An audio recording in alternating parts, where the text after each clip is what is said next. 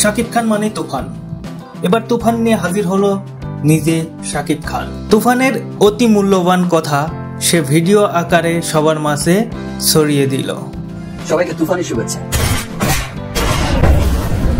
তিনি বলেছেন, সিনেমা হলে মোবাইলে ভিডিও ধারণ করা, সিনেমার বিশেষ কোনো দৃশ্য সোশ্যাল মিডিয়ায় আপলোড করা এবং সিনেমার গল্প বলে দিয়ে ভিডিও নির্মাণ করাও পাইরেসির অন্তর্ভুক্ত।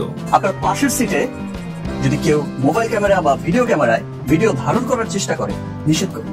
প্রয়োজনে মনে রাখবেন, যে কোনো প্রকার পাইরেসি আইনত দণ্ডনীয় অপরাধ।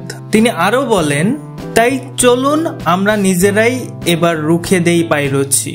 সিনেমা চলাকালীন কাউকে পাশের সিটে বসে ভিডিও করতে দেখলে কঠোরভাবে নিষেধ করি। শাকিব খান নিজেও ভয়ে আছে এই পাইরেসি নিয়ে। আমি একটু চিন্তিত, যদি তুফান পাইরেসি হয়ে যায়। এই পাইরেসির কারণেই পরিচালক, প্রযোজক, শিল্পী, কলাকুশলী, সর্বোপরি টোটাল বাংলা চলচ্চিত্রই অনেক ক্ষতিগ্রস্ত হচ্ছে।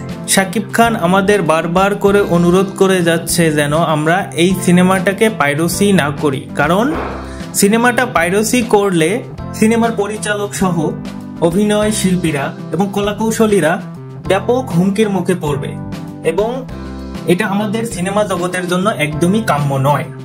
সো আমরা সবাই সতর্ক থাকবো যেন সিনেমা হলে এরকম কোনো অপ্রীতিকর ঘটনা না ঘটে। শাকিব খান এই তথ্যই আমাদের দিয়ে সাবধান করে দিয়েছেন।